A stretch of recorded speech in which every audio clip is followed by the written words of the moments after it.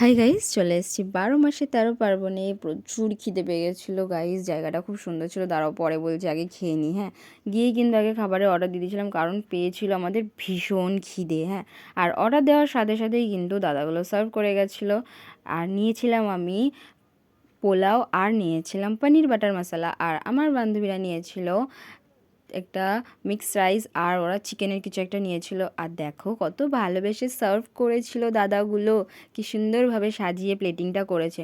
আর কি খিদে পেয়েছিল, কি সুন্দর গরম গরম খাবার ধুয়ে উঠছিল গাইজ। আমি তো নিজেকে কন্ট্রোলই করতে পারছিলাম না যে কখন খাবো। হ্যাঁ, এত খিদে পেয়েছিল, এত খিদে।